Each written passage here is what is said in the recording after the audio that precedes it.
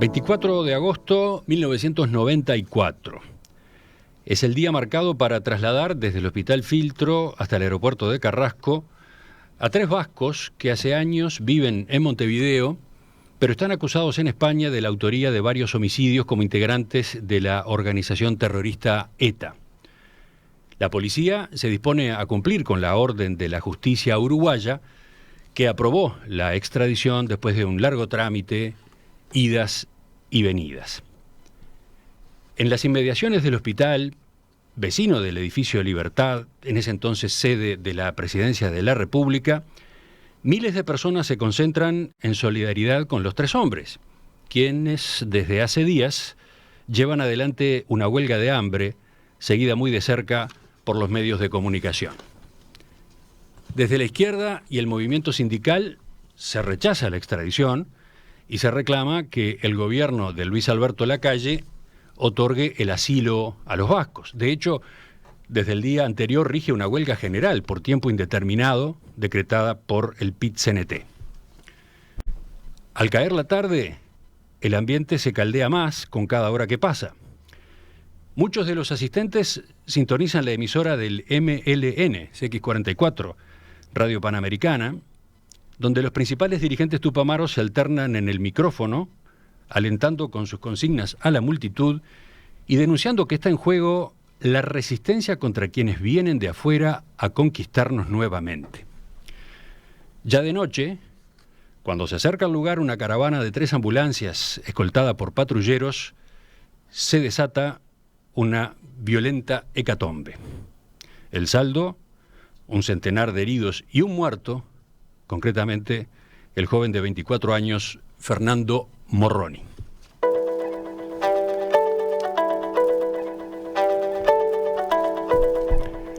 En agosto pasado, a 27 años de aquellos sucesos, se publicó un libro firmado por Antonio Mercader, periodista, abogado, político y, como los oyentes recordarán, integrante durante varios años de La Tertulia de los Jueves, en Perspectiva, que falleció en 2019. El título: El último golpe Tupamaro, el MLN y los etarras en el filtro. En ese trabajo, Mercader narra los hechos del 24 de agosto de 1994, los antecedentes y lo que ocurrió luego, incluyendo los impactos en la campaña electoral que estaba en curso y en la cual el Frente Amplio aparecía con posibilidades ciertas de triunfar. En particular, se centra en los vínculos entre ETA y los tupamaros, de qué manera participaron los antiguos guerrilleros en la llegada de etarras a Uruguay buscando un santuario y, concretamente, qué papel tuvieron en aquel acontecimiento trágico. En los próximos minutos vamos a analizar este texto y para eso nos acompañan acá en estudios el periodista y politólogo Alfonso Leza, autor de varias investigaciones sobre el pasado reciente, en particular el libro La Revolución Imposible, centrada en el MLN. Alfonso, bienvenido. Buenos días, Emiliano. Muchísimas gracias por la invitación. Y el politólogo Adolfo Garcés, autor del libro Donde hubo fuego, sobre el proceso de adaptación del MLN a la legalidad. Bueno, ustedes lo conocen de la mesa de análisis político acá en Perspectiva. Fito, buen día. Buen día, Emiliano. Bueno, un placer estar acá compartiendo esta conversación con Alfonso también. A distancia, está con nosotros Amparo Mercader, hija de Antonio. Amparo, buen día. Buen día, ¿qué tal? Antes que nada, agradecer la oportunidad de estar aquí junto a tu audiencia y de cierta forma volver a lo que era la casa de mi padre en Perspectiva. También te quería agradecer el homenaje que hiciste recientemente cuando recordaste el Nobel de Literatura, que era uno de los momentos favoritos del año de mi padre, que contagiaba con su entusiasmo por la literatura. Sí, era un clásico. Entonces, que el día que se anunciaba el Premio Nobel de Literatura, que siempre es un jueves, Manino daba cátedra acá, explicaba los antecedentes, la obra de quien había sido galardonado, ¿no? Efectivamente, yo también extrañé poder comentarlo con él, ese entusiasmo que tenía por la literatura, y bueno, me pregunto qué hubiera pensado en estas circunstancias, si hubiera recordado quizás a Murakami o a Cortázar y a otros que no hayan ganado, pero bueno, eso es para no podremos saberlo. Y bueno, y eso es uno quizás de los desafíos, ¿no? Como hija, bueno, tratar de respetar y dar honor a mi padre, bueno, desde donde puedo, digamos, porque claro que no tengo la sensibilidad intelectual que tenía mi padre. Para ti van las dos primeras preguntas, así nos situamos en el libro concretamente. Tu padre terminó este libro ¿en qué año? ¿2010, 2011? ¿Por qué no se publicó en aquel momento? Como tú bien dijiste, mi padre terminó de escribir este libro como en el 2010, 2011, y bueno, estaba totalmente terminado, o sea, dedicatoria, pie de página, absolutamente pronto. Bueno, el libro es un trabajo periodístico muy documentado, con testimonios, incluyendo el de Eleuterio Fernández Huidobro, y bueno, es el libro que arma ese puzzle, como bien dijiste, de lo que fue los episodios de esa noche, el caos del 24 de agosto del 94. Digamos que, como bien mencionaste, entre los principales protagonistas, además del apoyo que en aquel momento ETA logró de los tupamaros, y a su vez los tupamaros lograron de organizaciones como la FEU, el PIT-CNT, que declaró huelga por tiempo indeterminado. También digamos que los principales protagonistas son efectivamente Mujica y Huidobro. Entonces recordemos que en ese entonces, en el 2010, precisamente Mujica estaba recién asumiendo como presidente. Entonces la realidad es que desde el punto de vista de las editoriales no se creyó conveniente en ese momento. O sea, teníamos a uno de los principales protagonistas haciendo completando su transición a la democracia, y no parecía conveniente recordar entonces lo que fue el último acto terrorista en plena democracia en Uruguay. Es interesante que también algo similar estaba sucediendo en España. Quizás la audiencia recordará que en el 2011, en aquella conferencia de prensa con 13 encapuchados, fue que ETA llamó al cese definitivo de la violencia. Entonces digamos que recién esta transición estaba ocurriendo, y quizás en ese momento no parecía oportuno. Uh-huh. ¿Y por qué la familia decide que ahora sí, año 2021, incluso 2 años después del fallecimiento de Manino, es tiempo de dar a conocer esta investigación y este trabajo? Bueno, en el libro mi padre cuenta que una de sus preocupaciones es que con el paso del tiempo, la admisión de culpa, porque en un primer momento hubo una gran admisión de culpa de los diferentes actores políticos, que de hecho a partir de este momento entonces abandonan completamente la violencia. Pero de vuelta, quizás hay todavía situaciones, o sea, el hecho de que, por ejemplo, que la marcha, que haya un llamado a la marcha, que por más que vayan muy pocas personas, o sea, es un llamado a conmemorar a un episodio de violencia, ¿no? Donde se prepararon bombas molotov contra las autoridades. Es algo similar a, por ejemplo, lo que sucedió recientemente con la toma de Pando. Y muy interesante aquí también que tus demás panelistas justamente están escribiendo sobre este momento. Acaba de salir también otro libro más sobre Pacasio Báez. O sea, creo que estamos en un momento de como entender el periodo y bueno, y dejar que la realidad, que los hechos, que no se vayan a lo largo del tiempo cambiando las historias. Un punto más, un último punto, y es que justamente ayer, escuchando el podcast del País de Madrid, escuché a Otegi, que es el dirigente vasco, y él hizo un reconocimiento a la responsabilidad directa y el dolor causado. Digamos que sí, estás hablando de Arnaldo Otegi, coordinador general de EH Bildu, ¿no? La izquierda abertzale, como se la suele denominar, la izquierda cercana a ETA. Exactamente. Entonces es interesante cómo ayer, o sea, esto está sucediendo ahora, salió a pronunciarse nuevamente por el dolor y que no debió producirse y que no debió suceder jamás. O sea, seguimos esperando entonces de los actores políticos unas disculpas. Y me pareció interesante también que Sánchez, el expresidente Sánchez, dijo también que eso no debió producirse, pero que a través de estas palabras, de estos reconocimientos, de la evolución de la sociedad, la admisión de la verdad nos ayudan a cicatrizar las heridas, y sus palabras fueron: no debió producirse, pero respiramos ahora mejor. Y creo que eso es un punto bien interesante también, porque nosotros en Uruguay tenemos que hablar también de estas cosas, para cicatrizar y para respirar un poco mejor. Bien, ya volveremos en todo caso contigo, Amparo. Una pequeña aclaración. Otegi no solo es quien ustedes presentaron, sino que es un ex miembro de ETA, de primera línea, que estuvo varias veces preso. O sea que él está hablando por sí mismo, no está hablando desde la distancia de un partido cercano a ETA, sino que está hablando de su propia vivencia, desde su experiencia personal. Y jugó un partido importante en el hecho de que ETA dejara las armas también. Era una cosa que quería ver, que fue un etarra. O sea. Directamente. Exactamente, uno de los principales protagonistas.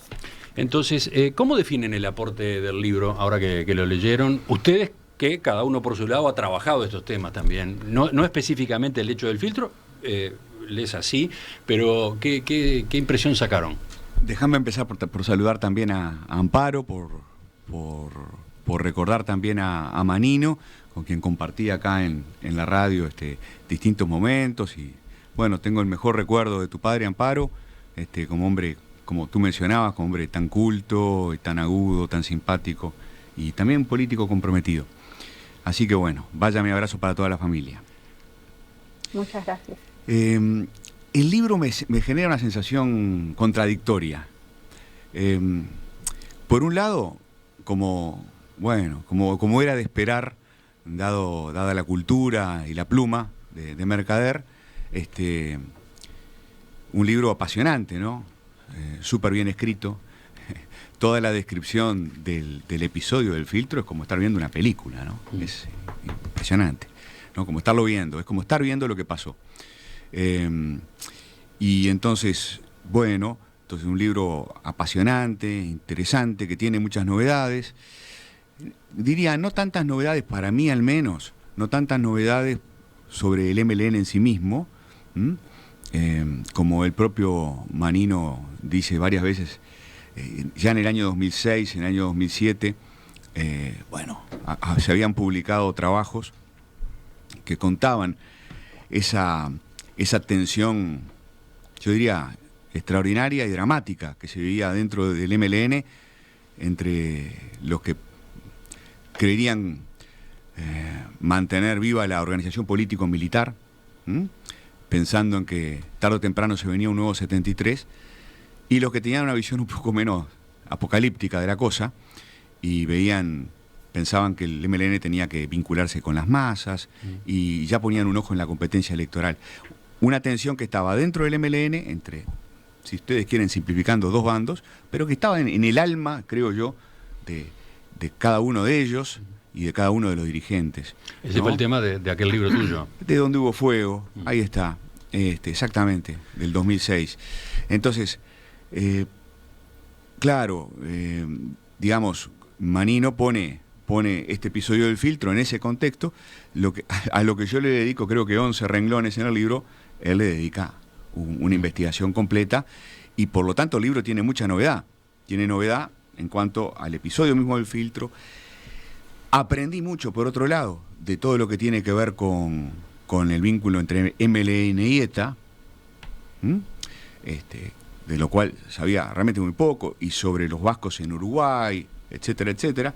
Entonces, por ese lado, por un lado, mucho interés por la novedad, una novedad muy bien narrada, muy bien contada, apasionantemente escrita.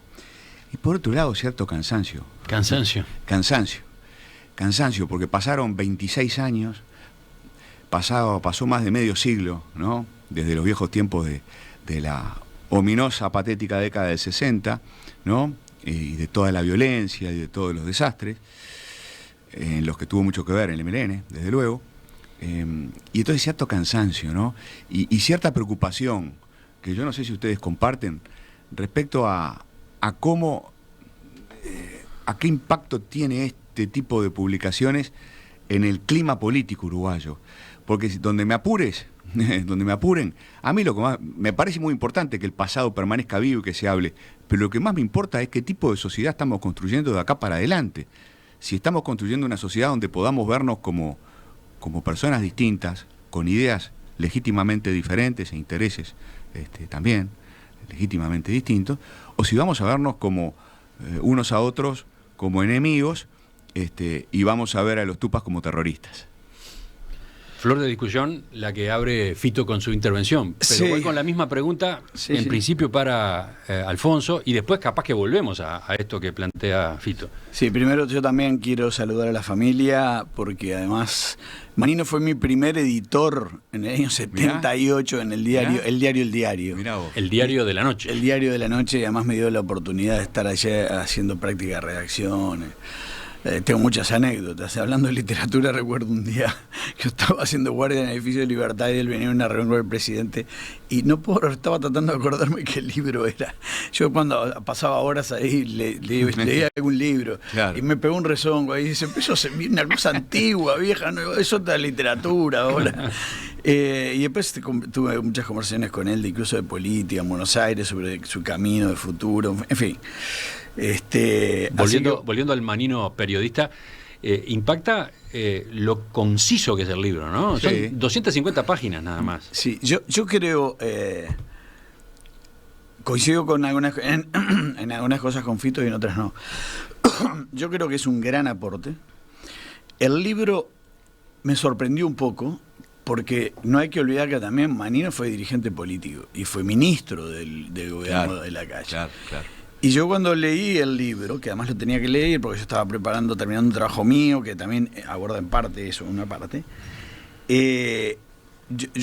uno podía esperar con cierto prejuicio un libro quizás más sesgado políticamente, quizás, digo por su pasado, pero es un libro de un periodista.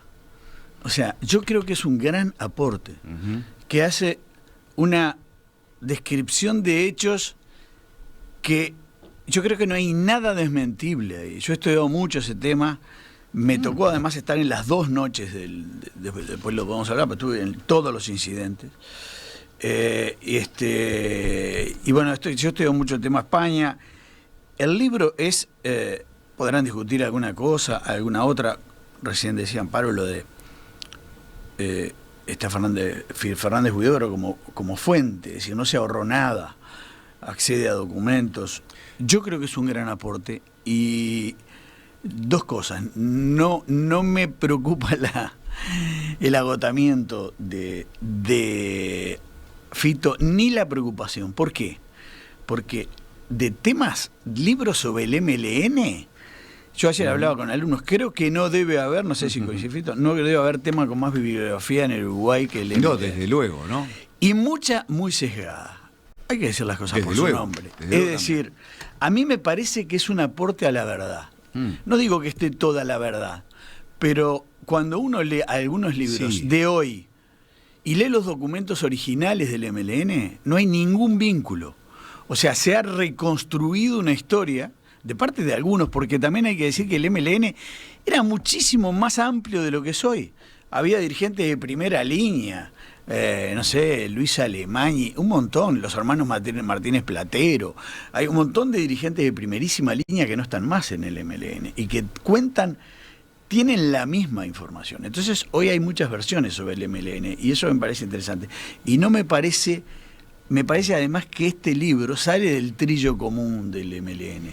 Por tanto, no me parece que sea un libro que pueda sumar, a mí, Fito, ¿no? Claro, que pueda sumar cansancio. Es interesante lo que decís, porque efectivamente libros sobre el MLN se publican todavía, siguen publicándose. De Mujica y no sé cuánto. Y sobre estos hechos en particular, el libro de Mercader, él mismo lo dice, ¿no? Él mismo lo dice. Lo que se ofrece es una visión distinta de la que hasta hoy, propulsada por la izquierda, predomina.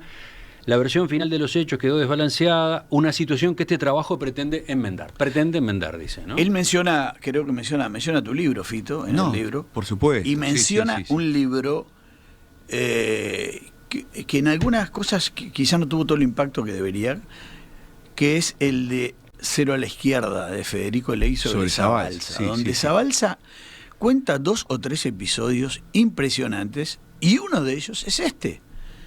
Y lo que dice Zabalza en su libro coincide en, digamos, en el eje central con lo que relata Manino, ¿no? No, desde luego, desde luego. Por eso digo que tiene 2 partes. Mi reacción frente al libro tiene 2.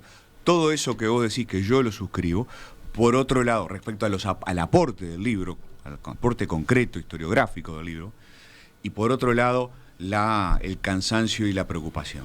Tú decías, que me lo generan, a ver, el cansancio también me lo generan toda la tupamarología posterior y toda la apología y toda la construcción. Toda la construcción posterior, todo el relato posterior acerca del MLN y sus razones para levantarse en los 60. También me cansa. Pero tú decías en particular que tenías una inquietud por el hecho de que el MLN quedara manchado con la connotación terrorista a partir de este libro. Claro, palabras más, palabras menos, dijiste eso, ¿no? Claro, sí. Porque yo creo que, stricto sensu, ¿no? Yo creo que no podemos hablar del MLN como una organización terrorista. Yo creo que no. Una organización que hacía, como Carlos Rael de Azúa contó o explicó en su momento, que hacía política con las armas, una organización que se levanta en plena democracia, con un horizonte socialista, antiimperialista. A comienzos de los 60. A comienzos de los 60. Esa es otra cosa en la que se ha desenfocado. Por se habla eso. del gobierno de Pacheco. No, por eso. Antes. No, por supuesto, ¿no? 31 de julio de 1963, el asalto al tiro suizo, Manino lo vuelve a mencionar en este libro, es la primera acción armada, ¿no? El MLN empieza a fundarse allí, ¿no? Cuando eso sale mal, según los testimonios de los propios tupamaros, y Raúl Sendic pasa a la clandestinidad y se estrechan los contactos en el coordinador de organizaciones revolucionarias, y después todo esto termina en 65-66 en un par de convenciones que fundan el MLN. Entonces, una organización que hacía política a través de las armas, que pensaba que a través de las armas podían construir conciencia revolucionaria, haciendo una especie de copia y de adaptación del modelo cubano. Esto no pasó solo en Uruguay, ¿no? Es decir, América Latina se llenó de guerrillas que en mayor o menor medida estaban copiando el modelo foquista cubano. Hay más de 50 organizaciones. A pesar del Che, Fito. Sí. Porque el Che vino acá y dijo, no lo hagan en Uruguay. Sí, claro, por supuesto. Entonces declaración que estuvo oculta mucho tiempo. Mi punto es, en términos, para mi gusto, en términos técnicos, calificar al MLN como terrorista y homologarlo a la ETA, creo que pero es un error. ¿Plantea eso? No. Digo que en el debate público, tal como estamos manejando, tan mal el debate público en este país, vamos a empezar a discutir si los tupas eran terroristas o no eran terroristas. Esa es tu preocupación. Y eso me parece que lo que hace es, simplificar las historias y alejarnos todavía mucho más entre nosotros de lo que ya estamos. Alfonso, ¿tú qué decís? Yo estoy de acuerdo, no podemos igualar al MLN con Al Qaeda, por ejemplo, pero fue una organización guerrillera que cometió actos terroristas. Bueno. O sea, fue una organización guerrillera, pero cometió actos terroristas. Bueno. Cuando pone bombas, tira abajo una cantidad de cosas, provoca incendios de fábricas, etc. Sí, claro. Es decir, muchas organizaciones guerrilleras que hicieron en eso también.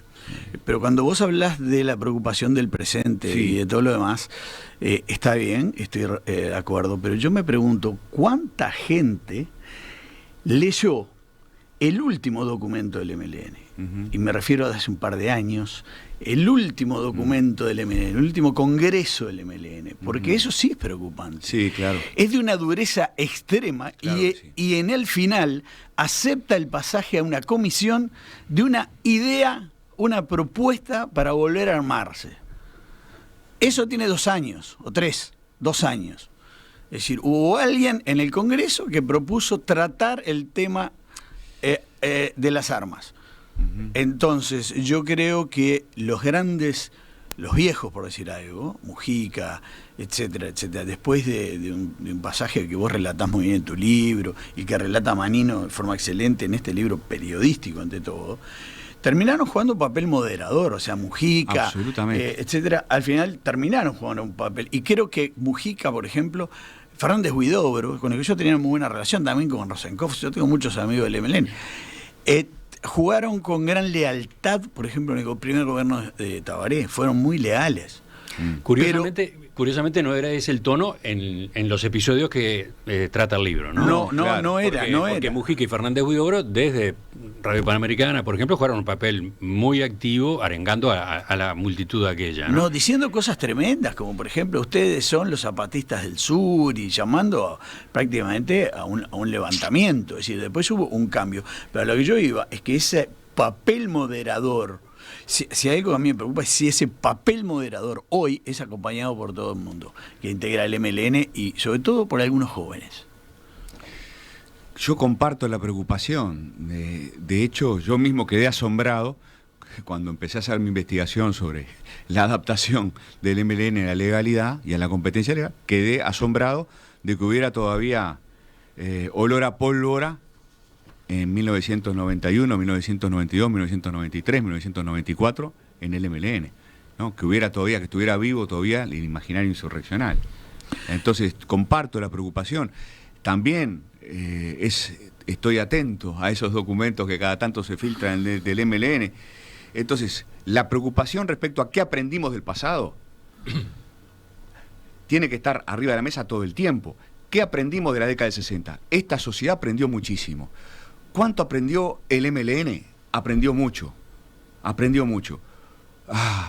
Quizás tengan que seguir aprendiendo los que sugieren pasar a una comisión, como vos decís, la posibilidad de, no sé, de reconstruir la organización político-militar o similar. Lo que se haya dicho exactamente no lo recuerdo de memoria. Está bien, la preocupación tiene que estar.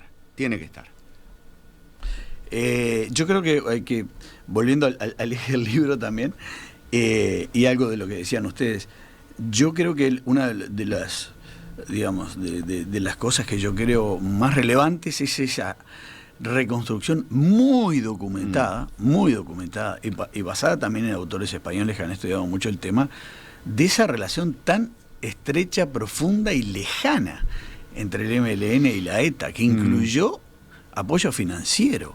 Sí. Es decir, creo que el libro nos ilustra mucho sobre el MLN, y vos decías, Fito, yo aprendí mucho sobre la ETA, también sobre la ETA. Y además llega, ¿en qué momento? Lo hablábamos allá con Emiliano fuera de micrófono. ¿En qué momento llega el libro? Porque parece que hubiera, en fin, nos explicaban recién cuáles fueron los motivos por los cuales se postergó, pero llega en el momento en el que una de las principales voceros, o el vocero de lo que queda de la ETA, pide perdón. Quizás podemos escuchar lo que dijo ayer, mejor dicho, anteayer, Arnaldo Otegi, coordinador general de EH Bildu. Sentimos su dolor y desde este sentimiento sincero afirmamos que el mismo nunca debió haberse producido y que a nadie puede satisfacer que todo aquello sucediera, ni que se hubiera prolongado tanto en el tiempo. Debíamos haber logrado llegar antes a Aiete. Desgraciadamente el pasado no tiene remedio. Nada de lo que digamos puede deshacer el daño causado, pero estamos convencidos de que es posible al menos aliviarlo desde el respeto, la consideración y la memoria. Queremos decirles que sentimos enormemente su sufrimiento y nos comprometemos a tratar de mitigarlo en la medida de nuestras posibilidades. Alfonso. A mí me parece un hecho histórico extraordinariamente relevante. Hay que asociarlo con el hecho que mencionaban recién de hace 10 años, cuando deciden dejar las armas. Yo recomiendo a mucha gente leer este libro y leer Patria, un libro que es el libro más vendido en España en décadas. Fernando Aramburu es el autor, y refiere a la ETA. ¿Pero qué refiere? Está muy bueno porque reduce el tema a cómo se vivía en un pueblo vasco, con el tema humano, cómo las peleas de gente que era íntima amiga se dejan de hablar, o sea, al extremo de la tensión que llega en un pequeño pueblo vasco el tema de la ETA. También hay una serie que creo que está en Netflix. Me parece que Patria es un buen complemento. Y la verdad es que escuchar esto de Otegi, después de todo lo que ocurrió, más de 800 muertos, a mí me parece que es un hecho impactante y relevante. Y si tenemos algo de lo que aprender, Fito, también deberíamos mirar hacia allá, ¿no? Sí, esto que acabas de señalar puede ser el punto de partida después de la pausa, ¿no? La confusión que existía en Uruguay en aquellos años, principios de los 90, concretamente en 1994, a propósito de qué era ETA, ¿no? Confusión que se dio particularmente en la izquierda y en el Frente Amplio, pero que iba más allá incluso. Sí. Iba más allá. Si nos atenemos a episodios que el propio libro recuerda de declaraciones votadas en el Parlamento durante toda la discusión de extradición sí, extradición no, declaraciones que fueron votadas por todos los partidos. Enseguida volvemos. Enseguida volvemos a esta mesa esta mañana en Perspectiva a propósito de El último golpe Tupamaro, el MLN y los etarras en el filtro de Antonio Mercader. El último golpe Tupamaro, el MLN y los etarras en el filtro, ese es el título del libro póstumo de Antonio Mercader, que fuera abogado, periodista, político, integrante de la tertulia de los jueves acá en Perspectiva y que falleció en el año 2019. El trabajo se publicó ahora, en el mes de agosto. Estamos examinándolo con la participación de su hija, Amparo Mercader, y Adolfo Garcé, politólogo, autor del libro Donde hubo fuego, y Alfonso Leza, periodista, máster en ciencias políticas, autor, yo decía en la introducción, de La Revolución Imposible, que obviamente tiene mucho que ver con el MLN, pero autor también de un libro que acaba de publicarse esta semana, titulado Conspiración: 2 bombas, espionaje, amenazas y muerte en democracia, que tiene un capítulo referido a los hechos del filtro. También, sí, ¿no? Casualmente, ¿no? Porque fue hecho sin saber que iba a salir el libro de Manino y no sé, será la percepción periodística, pero coincidimos en un montón de citas textuales, varias. Era medio claro, ¿no? Queda hecha la recomendación y queda pendiente la charla a propósito del trabajo en su conjunto, gusto, digamos. Con mucho gusto. Volvemos entonces a lo que quedó picando al final de la primera parte. ¿En qué contexto se dieron los hechos del filtro? ¿En qué contexto se produjo la extradición de estos 3 vascos? En especial esa confusión con respecto a lo que era ETA, ¿no? Sí, una confusión que yo creo que para muchos fue confusión. Y yo creo que más bien también, y me incluyo, también había una confusión realmente sobre si ellos eran de la ETA o no eran de la ETA, por toda esa historia que tenían del restaurante al que iba, iba la esposa del presidente, iba... El famoso restaurante La Trainera en la calle Charruga, ¿no? Un dato interesante es que este espía español que está siendo juzgado ahora en Madrid, que no me sale el nombre, un tipo muy importante que ha servido a todos los gobiernos, un tipo, digamos, que, en cierta manera que ha actuado mucho al margen de la ley.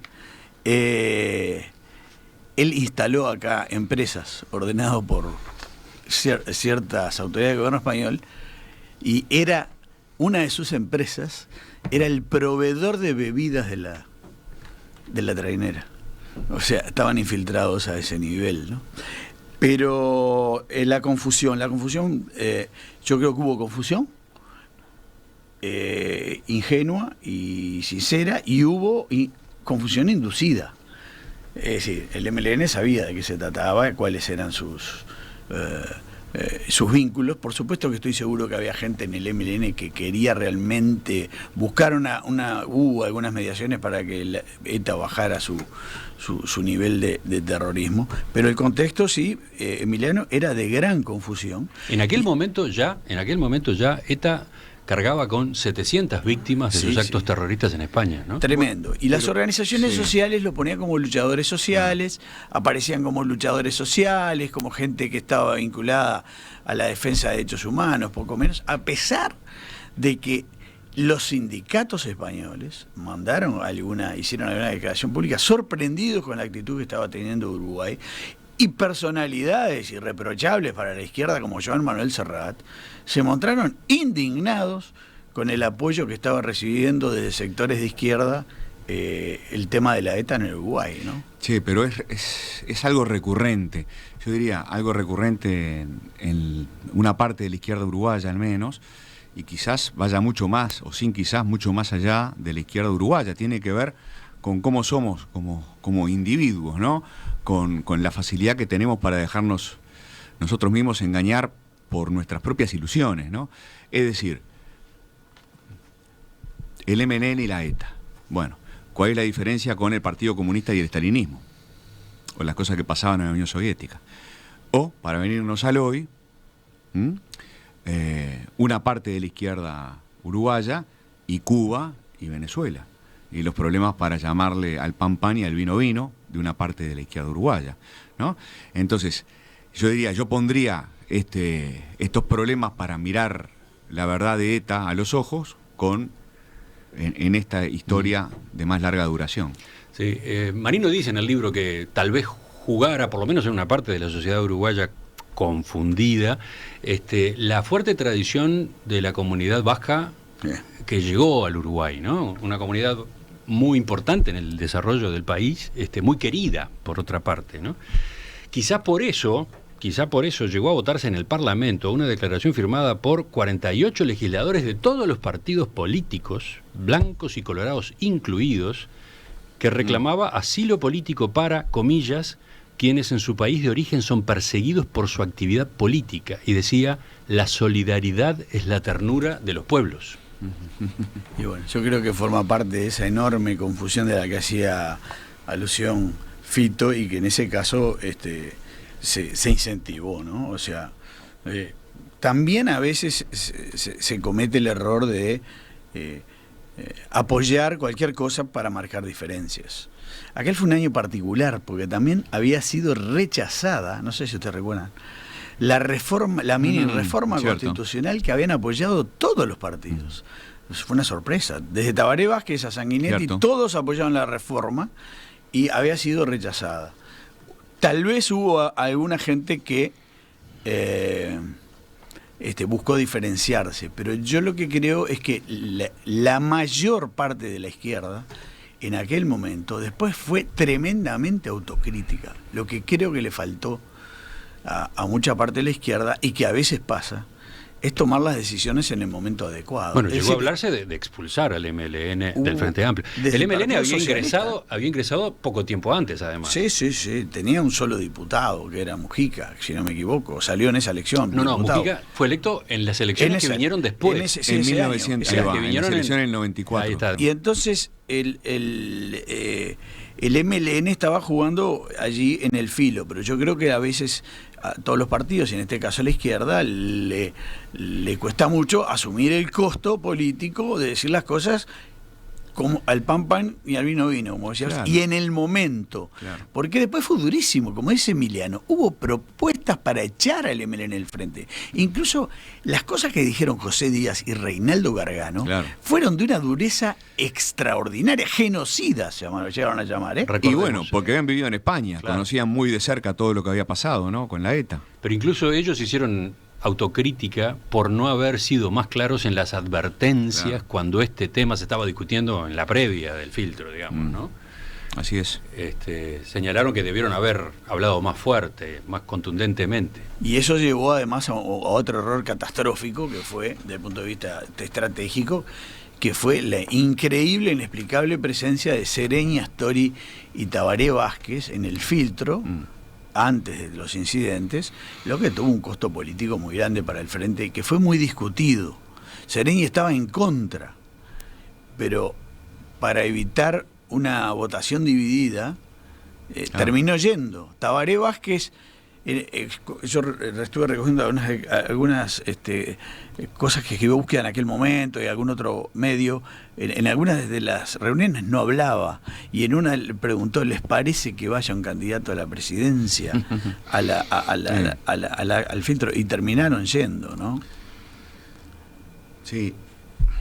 Jaime Pérez dijo después, en esa discusión que la izquierda tuvo a raíz de lo que había pasado en el filtro, que por aquellos hechos el Frente Amplio perdió la elección. Y bueno, y quizás sí, porque fue tan ajustada la elección. Acordemos que entre el primero y el tercero creo que hubo un punto. Y hubo una autocrítica muy fuerte, en particular en algunos gremios del PIT-CNT. Si no me equivoco, en Magisterio, creo que es Florit que lo dice, ahora yo no estoy seguro, dijeron que hacían cola para desafiliarse a raíz de aquella. Y está muy claro que tuvo un impacto muy fuerte dentro del propio MLN, ¿no? En el MLN de la época estaba toda esta tensión a la que yo hacía referencia hace un rato, y que está bien contada en muchos lados, también en el libro de Manino. Bueno, un impacto muy fuerte, ¿no? Entre esas dos corrientes y entre esos dos imaginarios. Y el MLN terminó de enfocarse hacia la lucha electoral, en buena medida también tomando nota de lo que había pasado en el filtro y de la derrota electoral del Encuentro Progresista recién fundado, ¿no? Eso es así. Y coincidió con la salida de Zabalza también.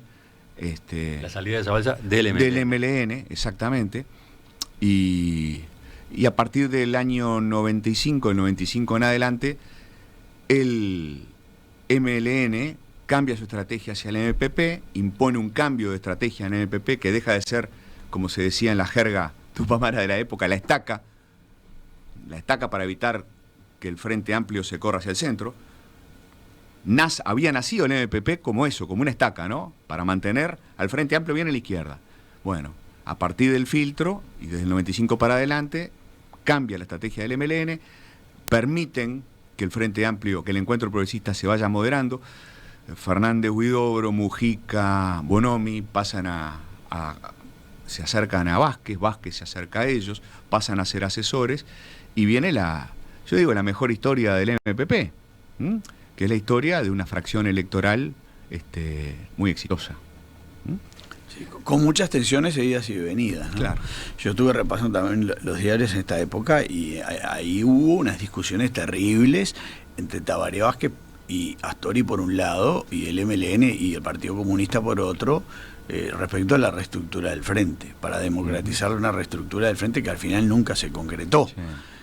Sí, que en cierto sentido la estaca sí se corrió, pero también se mantuvo, ¿no? Ya volvemos con la tercera y última parte de esta entrevista, mesa, con Amparo Mercader, Alfonso Leza y Adolfo Berce. No es el objetivo de esta nota resumir el libro, dar al aire todos los detalles que el trabajo de Antonio Mercader, titulado El último golpe tupamaro, el MLN y los etarras en el filtro, trae. Pero claro, también es imposible saltear algunos de sus aspectos. Por ejemplo, el libro no elude la crítica a la forma como el gobierno de la época manejó la situación aquella noche. El libro está muy centrado en el MLN, su relación con ETA, etcétera. Pero en la descripción y el análisis de lo que pasó en torno al filtro el 24 de agosto de 1994, se señala que la represión fue brutal, excesiva, y además mostró una policía caótica y mal equipada. Estoy haciendo una síntesis, ¿no? Alfonso, tú estuviste allí. Sí, yo estuve las aquella dos tarde. Noches y estuve en todo el enfrentamiento. Yo diría que el operativo policial fue un desastre, que fue un despropósito y que no lo comprendo hasta hoy. Digamos, desde el filtro hacia el lado, no del edificio de Libertad, hacia el otro lado, era zona liberada por la policía. La noche previa, que también hubo unos incidentes, yo estuve circulando, metía miedo, la cantidad de caballos, los perros, o sea, realmente sentí temor. Recorrí y era una cosa impresionante. Ahora, esa zona estaba liberada, por tanto, y los manifestantes estaban muy bien para el lado del edificio Libertad, por lo cual uno suponía que iban a venir las ambulancias por el lado que estaba liberado, iban a llevarse a los etarras y nadie se iba a enterar, o se iba a enterar, pero... Y de pronto aparece la caravana a la que vos aludiste más temprano, Emiliano, por el costado del edificio Libertad. Que además fue una caravana maniobra de distracción, no era la caravana de verdad, digamos, Se ¿no? tiró entre la multitud. Y a eso enardeció a la gente, fue tomado como una provocación. Y ahí, unos minutos después, estaba parado justo sobre el monumento debajo de Valle, ahí con algunos colegas, Sergio Gorrito y otro, y empezamos a sentir explosiones. Nosotros al principio pensamos que eran cohetes. Y cuando empezamos a darnos cuenta que eran balas, bueno, la gente no sabía qué hacer. Nosotros pudimos correr hacia el edificio de Libertad, que hay un pequeño muro ahí, a medio construir, nos tiramos ahí atrás, pero el descontrol fue total. La policía que estaba adelante del edificio de Libertad, como en las películas, se tiraba cuerpo a tierra y disparaba hacia adelante sin ton ni son. Venían balazos de otros lados, hubo balazos de civiles, y está todo. Vos llegaste a ver gente armada, viste, pues fue muy discutido, aunque el juez y más después confirmó que había habido alguna gente armada vi poca, porque yo cuando empezaron los disparos miré un poco y después... Hay un comentario del propio Sereñi, que a la vuelta de la ida con Vázquez y con Astoria, el filtro dice que en el trayecto vio civiles armados. Sí, bueno, lo dice Zabalza. Zabalza cuenta en el libro de Leit, y me lo cuenta a mí por teléfono, el libro que yo escribí, volví a hablar con él y ratifica que en el medio de aquel caos, ¿cómo sería? Él estaba muy preocupado por lo enardecido que estaban mostrándose desde Radio Panamericana, por lo cual él fue hasta la radio a tratar de calmar la cosa, como no podía, vino volvió al filtro, y él dice, no lo dice Sereñi, lo cuenta, ni yo, que él empezó a desarmar gente. Dice, porque nosotros teníamos muchachos que estaban preparados, querían su primer enfrentamiento, y cuando vio el nivel que estaba cobrando la cosa, él, Zabalza, cuenta por lo menos que empezó a desarmar gente, es decir, que había gente armada, él lo reconoce. Sí, yo hice una entrevista con Zabalza en La Perspectiva, en El Espectador, que espero que podamos rescatar del archivo, donde él da ese tipo de detalles, ¿no? Y bueno, y cuenta de que tenían un ómnibus lleno de cócteles Molotov, de Miguelitos, y además hubo compra, bueno, hay unos informes policiales donde todo lo que habían comprado todo esto para elaborar los cócteles Molotov, elementos incendiarios, habían colocado alambrados en las calles, y Sereñi tuvo que frenar en la mesa política una iniciativa para evitar que pudieran circular las ambulancias y pudieran llegar al aeropuerto. Es decir, hubo una iniciativa para que no dejar llegar al aeropuerto. Pero sintetizando, el operativo policial fue desastroso y gran responsabilidad. Una parte, estamos hablando del MLN y todos los que bueno, pero una parte grande de la responsabilidad de lo que pasó fue también de un operativo que no tuvo ni ton ni son. Sí, hubo un muerto, pudo haber habido muchos más. Sí, estábamos diciendo, fue un milagro. Hubo cerca de un centenar de heridos, muchos de ellos de bala o de cartuchos, y un solo muerto, fue un milagro. Manino habla de 4.000 personas. Sí, un montón, ¿no? A mí me sorprendió, claro. Yo pienso que eran menos, pero depende de los momentos también, claro. Porque hubo momentos en los que hubo más gente, incluso antes que empezaran los incidentes hubo más gente, hubo momentos que probablemente sí haya llegado a esa gente, ¿no? A ese número. Morroni muere baleado por la espalda, nada menos, ¿no? Sí. Eso te da una pauta de cómo fueron las cosas. Sí. No, y el trabajo, yo sí pude ver un poco el trabajo de las ambulancias, de los camilleros, de los médicos que estaban allí. Fue tremendo. Claro, porque las emergencias no podían pasar tampoco. Era entre medio de balas, de las balas cruzadas y de las cargas policiales, porque la policía cargaba a caballo de manera reiterada, de manera muy fuerte para desalojar a los perros, o sea, fue un escenario, digo, nuestra generación que nos tocó cubrir muchas cosas, en toda la dictadura no vi un enfrentamiento de ese tipo, tal vez, quizás lo recuerden, hubo un enfrentamiento en la Plaza de los Bomberos que fue tremendo, y hubo un enfrentamiento increíble que fue un festejo de Peñarol que había ganado una copa en la Plaza de Independencia y terminó. Fue la primera vez que vi que ponían, bloqueaban 18, bueno, pero eso es otra historia. Pero en ese sentido también fue un antes y un después, marcó un antes y un después, ¿no? Nunca más vimos en Uruguay una manifestación que terminara de esta forma, ¿no? Claro. No, hubo algún incidente aislado, ¿te acuerdas cuando la visita de Bush a... Sí, de acuerdo. Que rompieron vidrieras, pero nada que ver, la dimensión, tenés razón, nunca más... Es que no sé si tuvimos antes, bueno, claro, en los años 60, 70, pero con esta violencia, con 100 heridos, la verdad que hubo un hecho importante que marcan. Llanola en un momento llamó a Abreu y le dijo... se me fue de las manos, me intervinieron en la radio. Y eso lo cuenta Mariano. Claro, están las grabaciones de esas comunicaciones la radio de la sí, frecuencia policial intervenida. Claro. Intervinieron en la frecuencia policial, con lo cual también empezaron a dar noticias falsas, algunas que alarmaron a la policía respecto a policías heridos, que tampoco era correcto al principio, con lo cual salieron con todo, ¿no? A raíz de eso, ¿no? Es decir, se mezclaron muchos factores, ¿no? La policía no estaba preparada para un operativo como este, para una situación como esta. No tenía ni siquiera carros lanzagua en funcionamiento. Eso lo confiesa después Llanola. En la interpelación, sí. Un desastre.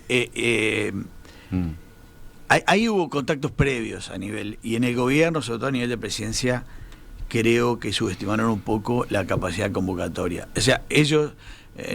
nadie pensaba, o casi nadie pensaba, que iba a haber tanta gente y tan tenazmente manifestando en torno al Hospital Filtro, ¿no? Hay un punto al que yo quiero volver, que planteó muy bien Amparo al principio. No sé si es el momento, Emiliano, sí, porque Alfonso. Estamos casi en el final de una charla que puede ser más larga y que quizás habrá otras, pero Fito. A propósito de lo que pasó ayer, ¿no? De esta admisión de responsabilidades de un vocero importante de la ETA, que vos también relatabas, Alfonso, de Otegi, porque quizá lo hemos hablado muchas veces y haya que seguirlo hablando, ¿no? Los que tuvieron, en todas las cosas que han pasado en este país desde la década de 60 para adelante, hubo muchas acciones desafortunadas, ¿no? Y muchos pensamientos y acciones desafortunados, y que terminaron encadenándose entre sí y desencadenando la dictadura, ¿no? Ahora, es raro encontrar admisiones de responsabilidades. Prefiero hablar de responsabilidades más que de culpas. Y Amparo lo decía hace un rato, ¿no? Si estás ahí, Amparo, todavía. Sí. Lo decía hace un rato, y ahí yo estoy muy de acuerdo, ¿no? Es decir, vos decías hace un rato, seguimos esperando que se reconozcan responsabilidades. Yo también, y yo estoy de acuerdo contigo, Amparo, en que si cuando cometemos errores admitimos nuestras responsabilidades, mejoramos la calidad de nuestra convivencia democrática, la mejoramos. Alfonso hace un rato decía, usaste la expresión costo político, ¿no? Y es así, ¿no? Hay muchos actores políticos que temen el costo político de admitir errores. Che, el costo político es mucho más alto, el costo de no admitirlos, el costo de no admitir errores, el costo de no decir, che, esto fue responsabilidad nuestra, acá nos equivocamos, le erramos de punta a punta, ¿no? Pensamos que la ETA era una cosa que no era, y así, una lista larga, ¿no? de posiciones y de asuntos, es peor, el costo es más alto. Y si no fuera más alto, igual valdría la pena que lo dijeran, que se atrevieran, que nos atreviéramos cuando nos equivocamos a admitir nuestras responsabilidades. ¿Cuánto mejoraría nuestra sociedad si fuéramos capaces de hacer eso, ¿no? Vale para el MLN en los 60, vale para el MLN en el filtro, y vale para los militares, que sigue sin decir dónde están los desaparecidos, ¿no? Vale para todos, ¿no? Vale para los politólogos cuando nos equivocamos, vale para los periodistas. A ver, Amparo, antes de darle la palabra a Alfonso, en la medida que Fito está retomando tu planteo inicial. Bueno, qué tema, ¿no? Yo creo que una de las cosas que uno saca leyendo este libro ahora, que me gustó mucho esa frase que dijeron, un aporte a la verdad. Mi padre empieza con una frase de Hannah Arendt donde habla de una historia bien contada. Entonces, muy interesante la pregunta de, bueno, ¿cómo sanan las sociedades? Entonces me parece interesante que justamente España sigue sanando. Y bueno, y así vemos en el mundo diferentes episodios, puede ser Colombia, incluso lo que se vio aquí en Estados Unidos con el Capitolio y cómo las sociedades van sanando. Ahora, yo sí creo que se han pasado más de un cuarto de siglo, uno lee este libro y no puede creer lo que es Uruguay. O sea, el Uruguay de hoy es una democracia reconocida internacionalmente como una de las mejores democracias. Y quizás eso también es parte de lo que nos deja el libro. ¿Cuánto hemos avanzado? Lo último que yo quisiera es que este libro, o sea, mi padre no tenía pelos en la lengua y yo tengo que estar a la altura o intentar estar a la altura y decir las cosas como son. Pero no es un libro para generar fracturas, es un libro para, a partir de la realidad, de los hechos. Me pareció muy interesante que se dijese que no hay nada aquí que sea refutable. Este libro lleva más de 2 meses publicado y nadie ha salido a decir hay algo que exagera o que no está bien documentado. Y entonces creo que es eso, ¿no? Es una historia bien contada para entender, para avanzar, para sanar y para seguir construyendo ese tejido democrático. Alfonso. Sí, de acuerdo, ratificando lo que ella decía, es un libro periodístico y yo creo que en eso de pagar los costos es algo muy importante. Nosotros, Emiliano, Vito, yo, cada cual en su tarea paga costos, porque a veces te juzgan por cualquier cosa, de un lado y del otro. En eso yo creo, por ejemplo, que Twitter juega un papel siniestro, ¿no? Totalmente. Pero yo lo que quiero es que cuando se hace un análisis, se dice lo que pasó y sobre todo se describen hechos, no es que uno se está juzgando, poniéndose políticamente de un lado o del otro. Está tratando de desentrañar la verdad, que ese es un poco el sentido de la investigación. ¿Cuál es la verdad? Bueno, la verdad es algo lamentablemente que hoy parece haber perdido valor en toda esta época de la posverdad. Por ahí entraremos en una cosa filosófica de fondo, pero hay que acercarse a la verdad. Porque si hay hechos que son hechos. Si el operativo policial fue un desastre, porque lo reconoce hasta el gobierno, el operativo fue un desastre. Si hubo una convocatoria del MLN que fue equivocada, a pesar de que toda la izquierda de España le dijo que no, y que los sindicatos le dijeron que no, y que Serrate dijeron, eso es un hecho. Y nosotros estamos acá analizando hechos, cosas que ocurrieron. Y a partir de un libro que describe hechos, que aún, porque uno podía, repito, pensar, bueno, un libro marcar que fue integrante del gobierno, va a defender de manera a capa y espada lo que fue el operativo policial. No es así. Él reconoce que el operativo fue muy malo, en fin, habla de las presiones, etcétera. Por supuesto que algún tipo de sesgo por su historia política la puede tener. Es interesante porque además está dedicado... Hay un sesgo que él admite ya por el hecho de ser descendiente de españoles, por ser el mismo español, digamos, ¿no? Sí, pero además dice, por si alguien tiene dudas, a la memoria de mi padre, Antonio Mercader Forcada, no traje los lentes, Forcada. ¿Querés que lo lea yo? Sí, combatiente republicano en la guerra civil española. O sea, fue un republicano. Porque a veces el prejuicio es tan abundante y fácil, pero bueno, creo que es un gran aporte, que esta mesa, te agradezco, Emiliano, porque estuvo para mi gusto buenísimo, y haber estado con la hija de Mercader y con ustedes dos y con Fito, ¿no? Yo les agradezco a los tres, entonces, a Alfonso Leza, periodista, politólogo, Adolfo Garcés, politólogo, ambos autores de trabajos, de libros que han explorado este tipo de asuntos. Amparo, hija de Antonio Mercader, economista ella, radicada en Estados Unidos. Creo que avanzamos, creo que le sacamos punta a este volumen, a este libro, y lo dejamos para que siga su vida, ¿no? Para que tenga sus repercusiones, su análisis, su polémica, ¿no? Que la gente se informe sin enojarse. Exactamente. Amparo, gracias a ti también, ¿eh? Muchísimas gracias y bueno, para mí de cierta forma es mantener vigente y que mi padre sigue contribuyendo, y bueno, eso es un honor, lo agradezco enormemente. Y bueno, sí, efectivamente también ese componente español que era tan es particular de mi padre, ¿no? Una persona, él nació en España, un inmigrante él también, y bueno, creo que también se comentó eso, ¿no? Como parte de esta solidaridad que tenemos los uruguayos fue uno de los temas que se usó quizás para bueno, lograr una simpatía a un grupo que no la merecía. Se nos corrieron los horarios, estamos atrasados con el comienzo de la tertulia, hacia ella vamos, ya seguimos observando el Uruguay y el mundo en perspectiva.